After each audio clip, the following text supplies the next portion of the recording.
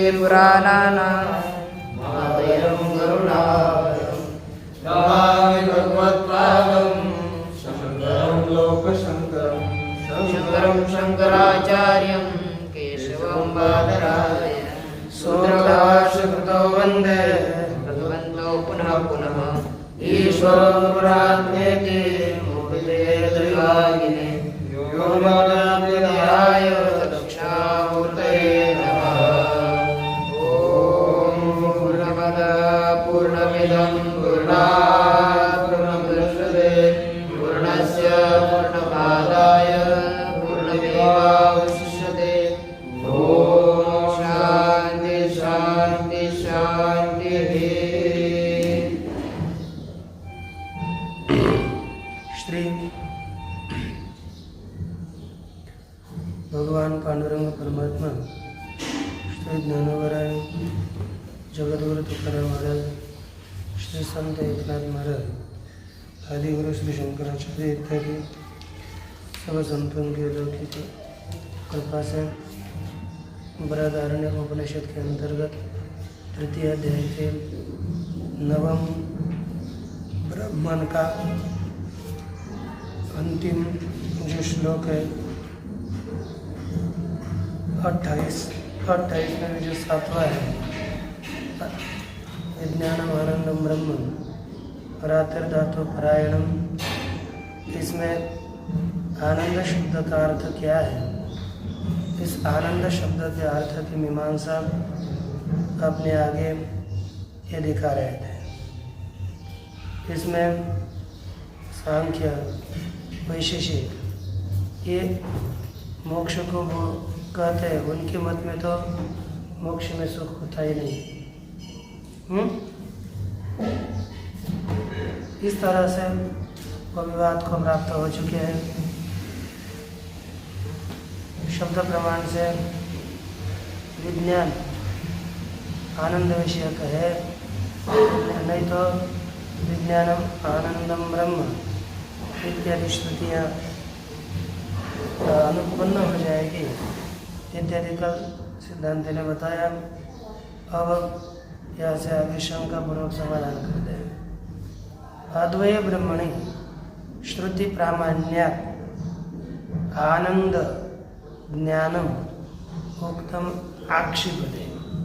और हमें क्या बताया कि अद्वितीय जो ब्रह्म है उसी में ही श्रुति का प्रामाण्य है। ये गया क्या? एक था ना कि अद्वय ब्रह्मणि श्रुति प्रामाण्यात् आनंद ज्ञानम उक्तम आक्षिपते। अद्वितीय ब्रह्मण ब्रह्म में ही श्रुति का प्रामाण्य है। इससे आनंद रूप उसे बताया था और ज्ञान रूप बताया था। आनंद रूप के पूर्वादि के द्वारा आनंद विषय बताया था।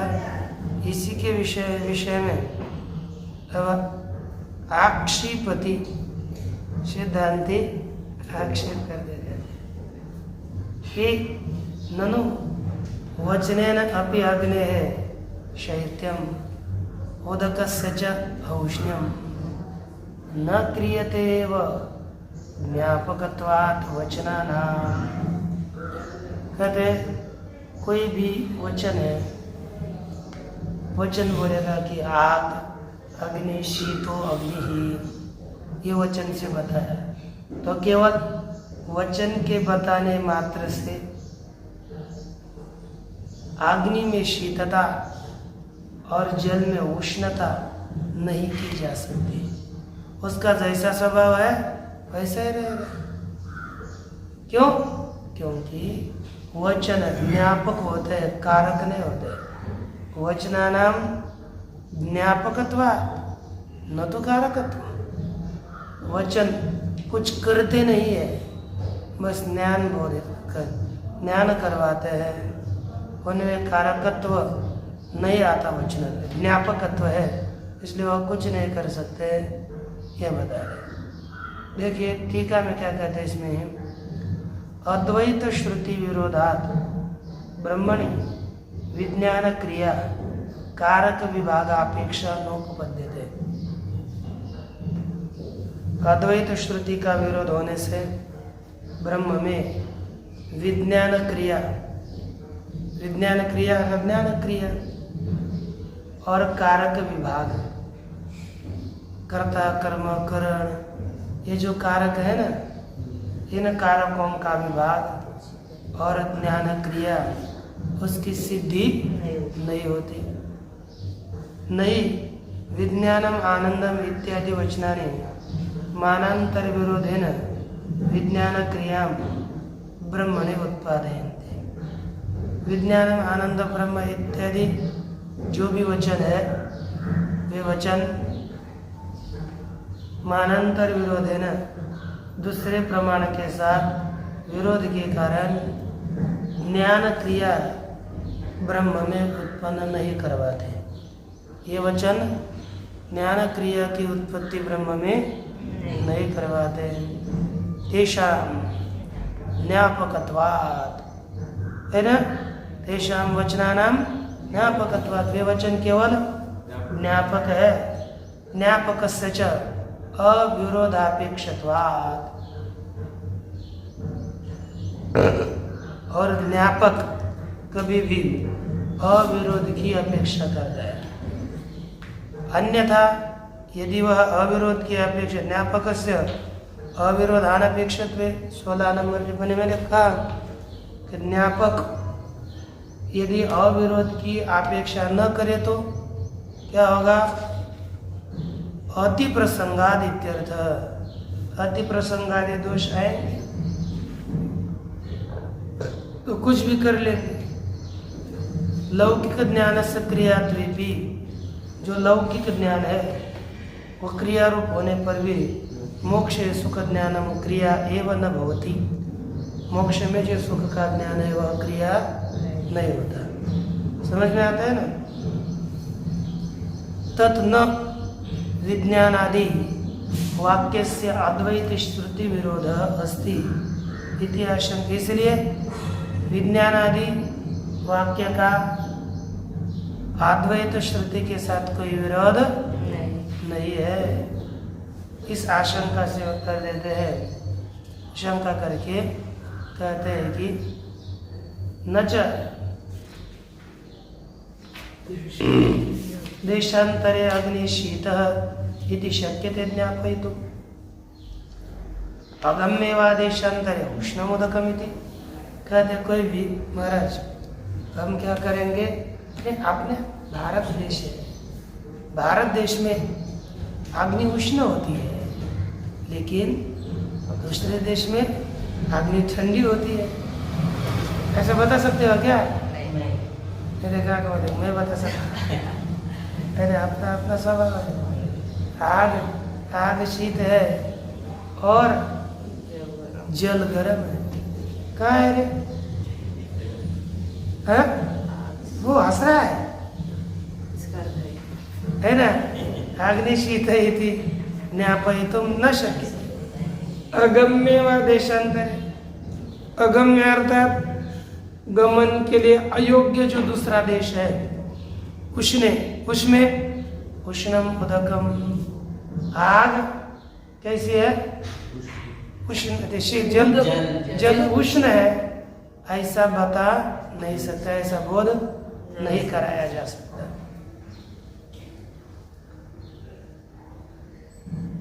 है ना कि कराया जा सकता है?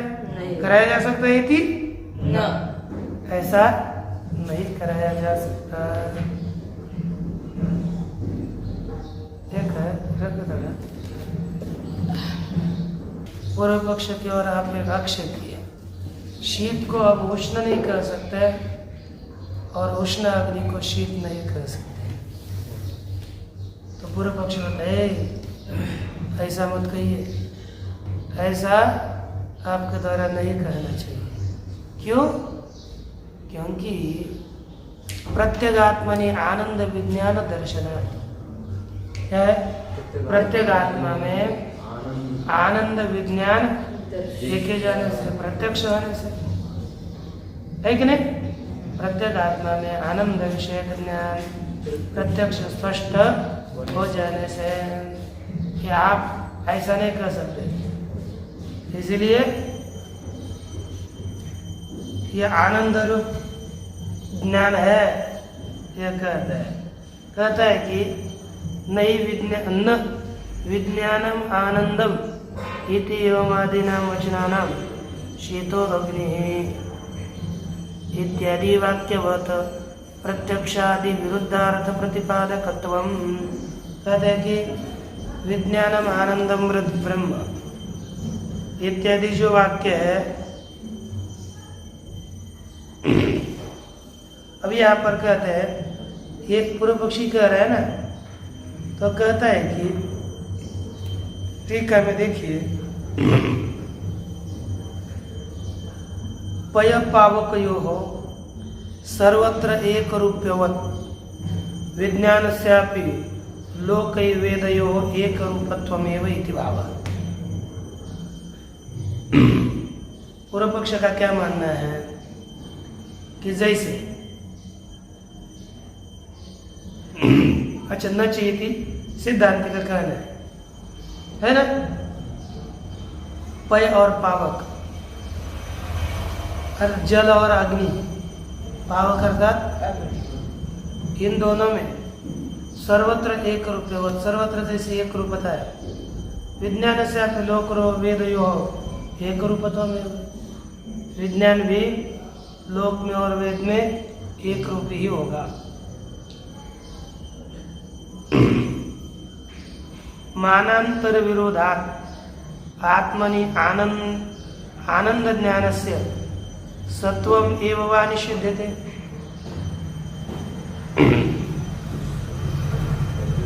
सिद्धांति कहता है, पूर्व पक्ष बोलता है आक्षेप करके, अरे दूसरे प्रमाणों का विरोध होने के कारण आपने आनंद में है ना, आनंद ज्ञान में केवल अस्तित्व का निषेध किया गया है अथवा उसमें क्रियात्व का भी निराकरण किया है।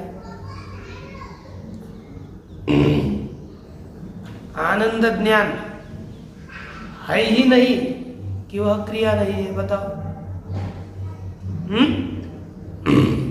आनंद ज्ञान ही नहीं है कि वह क्रिया नहीं है, क्या नहीं, बताओ। उसमें कहेंगे महाराज आनंद रूप ज्ञान है ही नहीं, हाँ, आनंद और ज्ञान नहीं है ही नहीं, तो कहते हैं विज्ञानम प्रत्यगात्मनि आनंद विज्ञान दर्शनात्। प्रत्यगात्मा में आनंद भी देखा गया है और ज्ञान भी देखा गया है, यह प्रत्यक्ष है, यह उसने बताया। अब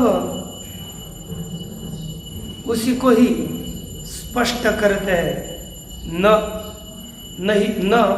विज्ञानम आनंदम इतिमेवादीनां वचनानां शीतो अग्नि इत्यादि वाक्यवत् प्रत्यक्षादि विरुद्धार्थ प्रतिपादकत्वम।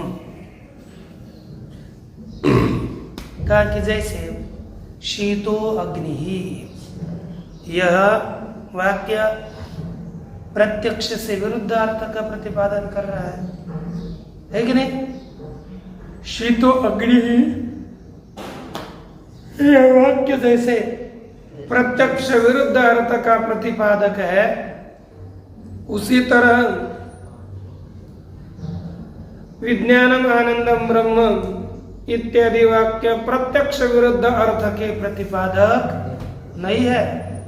अर्थात प्रत्यक्ष प्रमाण से जो ज्ञात हो रहा है उसके ये वाक्य प्रतिपादक है, विरुद्ध अर्थ के प्रतिपादक नहीं है, यह इसने बताया। तब और आगे पुनः कहते हैं, सुख ज्ञान से गुणत्वांगीकारा क्रिया तो निराकरणम इष्टम एव इति मत्वा।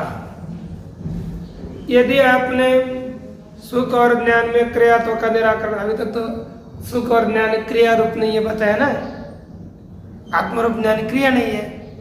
तो ही बोलता है महाराज, आपने सुख और ज्ञान में गुणत्व अंगीकार, हम गुणत्व का अंगीकार करते हैं। सुख भी आत्मा का गुण है और ज्ञान भी आत्मा का गुण ही है। सुख और ज्ञान में गुणत्व का अंगीकार है, गुणत्व का स्वीकार है। सुख ज्ञान ये कौन है? गुण है।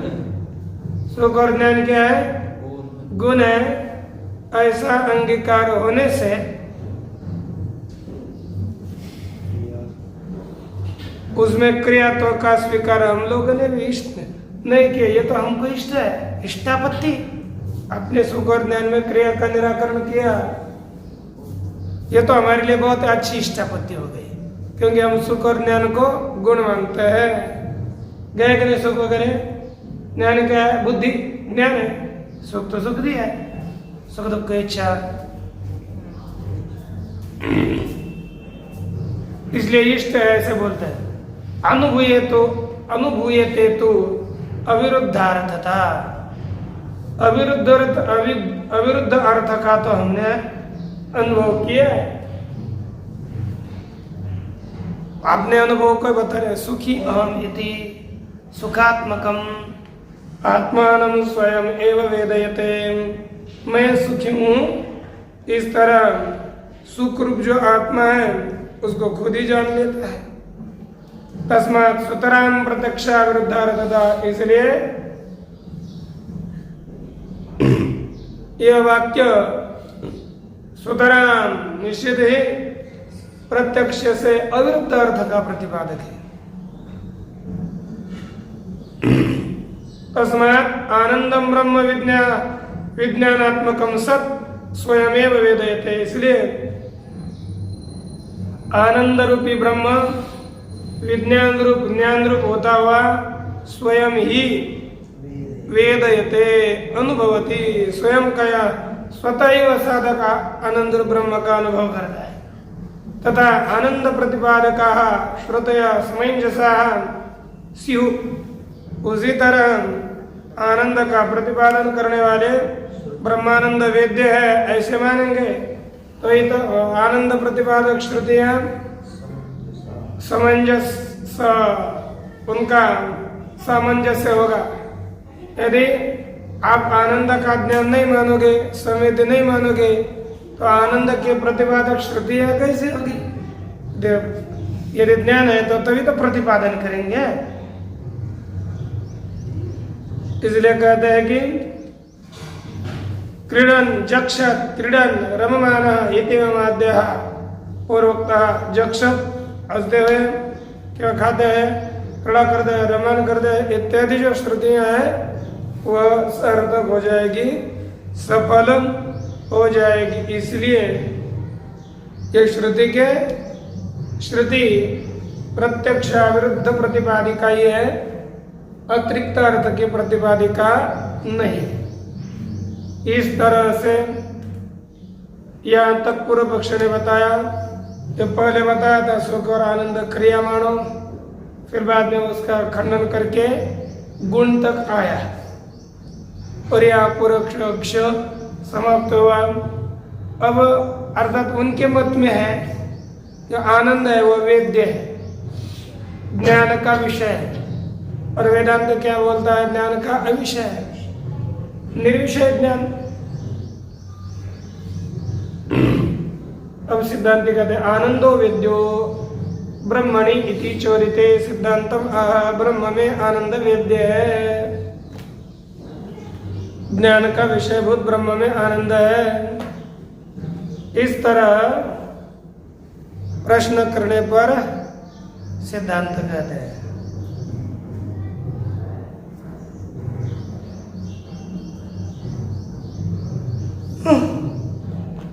कार्य कारण अभावे अनुपत्तिर विज्ञानस्य,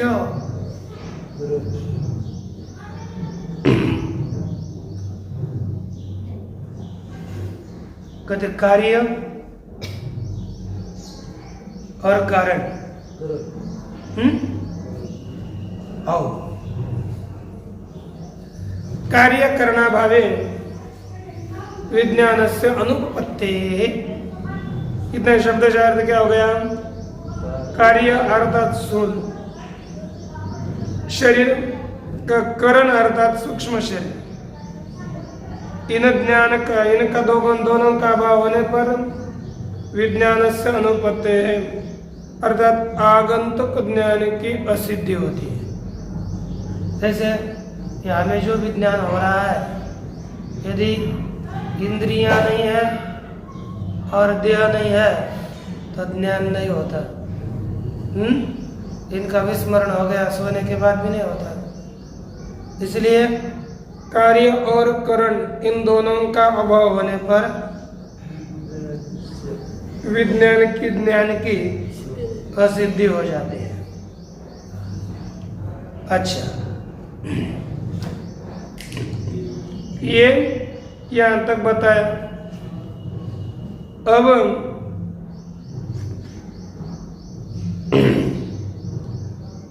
आगंतुकम अनागंतुकम वा ज्ञानम मुक्तौ आनंदम गोचरयति। ये टीका में विकल्प उठाया। कौन सा ज्ञान है वो मुक्ति में आनंद को विषय करता है, आनंद को जानता है। ऐसा ज्ञान कौन सा है? जो जिस ज्ञान के द्वारा मुक्ति में आनंद ग्रहण किया जाता है, मुक्ति में आनंद है ना जाना जाता है। ऐसा कौन सा ज्ञान है? अनागंतुक अथवा आगंतुक? नहीं, अनागंतुक। कौन सा? नागंतुकम, है ना। आगंतुक आगंतुक बोलेंगे तो कहते हैं अरे आगंतुक ज्ञान जो वृत्ति ज्ञान है वह कार्य और करण न होने पर उत्पन्न ही नहीं हो सकता। आगंतुक ज्ञान के लिए उत्पत्ति का कोई कारण होना चाहिए मुक्ति के लिए। उसी को सिद्ध करते हैं। शरीर वियोग ही मोक्ष आत्यंतिक। शरीर का वियोग होना ही आत्यंतिक मोक्ष है। शरीर न रहना, आत्यंतिक शरीर का वियोग होना ही मोक्ष है कि नहीं? शरीराभावे च, और यदि शरीर नहीं है मोक्ष में तो क्या होगा? कर्णानुपत्ति राष्ट्र भाव, कर्ण की भी क्या होगी? असिद्धि होगी। क्यों? आश्रय का अभाव होने से। आश्रय, क्योंकि कर्णों को रहने के लिए कोई ना कोई स्थान चाहिए। सूक्ष्म शरीर स्वयं नहीं रह सकता। सूक्ष्म शरीर की स्थिति इंद्रियाश्रित कर्णाश्रित होती है कि नहीं? शरीर नहीं है तो आश्रय नहीं रहा, आश्रय नहीं है तो यहाँ पर कहीं पर भी इंद्रिय नहीं रह पाएगा। ततश्च विज्ञानानुपत्ति अकार्यकरणत्वात्, उससे विज्ञान की असिद्धि ही होगी। क्यों? अकार्यकरणत्वात् का कार्य अर्थात देह और करण अर्थात इंद्रियां, ये दोनों बिंदु होने के कारण ज्ञान की सिद्धि ही नहीं हो पाएगी। देहाद्य भावे च विज्ञानोत्पत्तौ सर्वेषां कार्यकरणोपादानानर्थक्य प्रसंगा,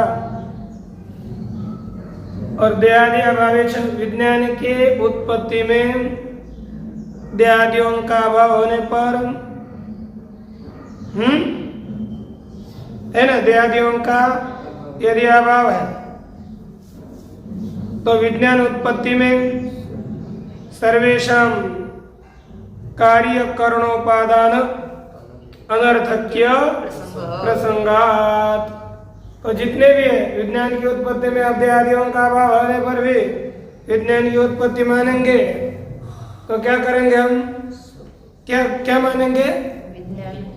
ज्ञान। ज्ञान घटपटादि वो सबका ज्ञान कब मानेंगे हम?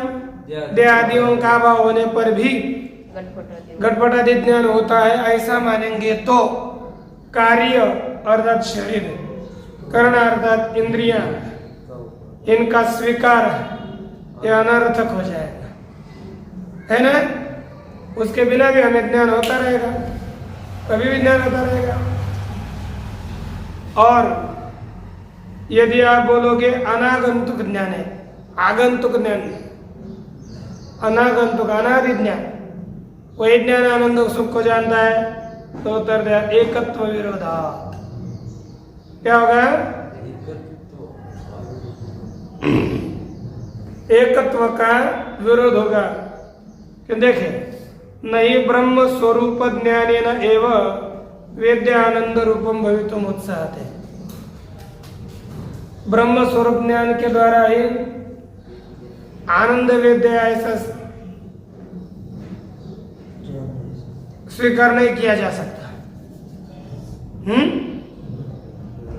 वेद्य स्वरूप भूत ज्ञान के साथ वेद्य स्वरूप भूत ज्ञान के द्वारा ही वेद्यानंद रूप नहीं हो सकता, है ना? आनंद रूप ब्रह्म है और ज्ञान का विषय नहीं हो सकता, क्योंकि विषय विषयणो एकत्व विरोधात्। विषय और विषय ये दोनों में क्या रहता है? कभी भी भेद ही रहता है। उनमें एकत्व का विरोध होने से अनागंतुकम तदश्च अनागंतुकम ज्ञान मुक्तो न आनंदम अधिकरोति। इसलिए अनागंतुक ज्ञान भी मुक्ति में न अधिकरोति, आनंद के ऊपर क्या नहीं करता? आनंद के योग्य नहीं हो सकता।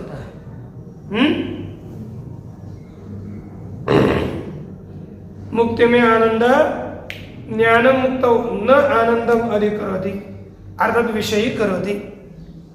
ज्ञान मुक्ति में आनंद को विषय नहीं करता, ये सिद्धांत ने बताया।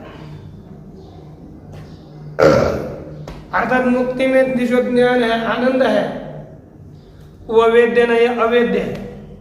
पर आगे कहते किंच ब्रह्म व मुक्तो व ब्रह्म व मुक्तो व संसारी व ब्रह्मानंदम गोचरित। कहते कि ब्रह्म जाने ब्रह्मानंद को, मुक्त अथवा संसारी ब्रह्मानंद को जानेगा तो तत्र आद्यम अनुवदित, पहले कह देते कि ब्रह्म ही ब्रह्मानंद को जानेगा। तो उसमें परम चेत ब्रह्म आनंदात्मकम आत्मानम नित्य विज्ञानत्वात् नित्यमेव विजानीयात्। कहते कि परब्रह्म कौन जानेगा? परब्रह्म किसे? आनंदात्मकम आत्मान। परब्रह्म ही यदि आनंदात्मक आत्मा को जानता है तो नित्य विज्ञानत्वात्। वो ब्रह्म कैसा है? नित्य विज्ञान स्वरूप है, तो नित्यमेव विजानीयात्। वो नित्य ही जान ले, अनित्य की क्या अपेक्षा?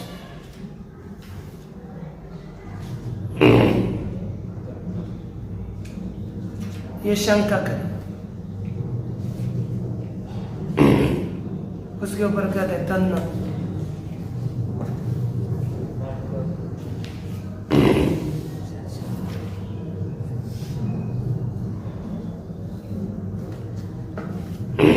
ब्रह्म ही ब्रह्मानंद को जानता है।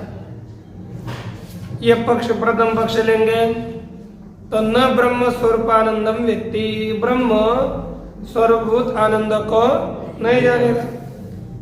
तेन ऐक्यात्, ब्रह्म के साथ उसका अभेद होने से।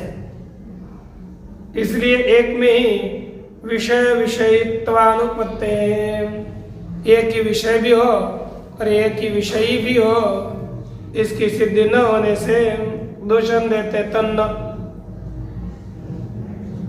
नापि संसारी ब्रह्म आनंदम गोचरयति, संसारी ब्रह्म आनंद को विषय नहीं करता। अब जैसे ब्रह्म विषय नहीं करता वैसे ही संसारी जीव भी आनंद को विषय नहीं करता है कि नहीं। स खल्व अनिवृत्ते संसारे, वह संसार की निवृत्ति न होने पर संसारिणम आत्मानम अभिमन्यमानो, खुद को ही अपने को कैसा मानता है, संसारिणम आत्मानम, टीका, अपने आप को संसारी मानने वाला।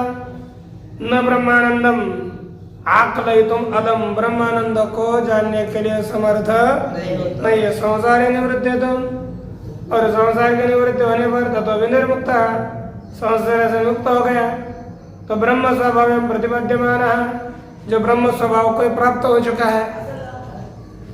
तदा आनंदम तद्वदेव विषय कर तुम न रहते तो तत्पूर्व ये तो आनंद रूप भी बन गया।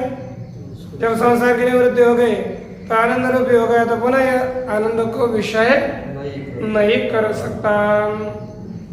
ऐसा करके तीसरा उत्तर देते तन्न संसारी अपनी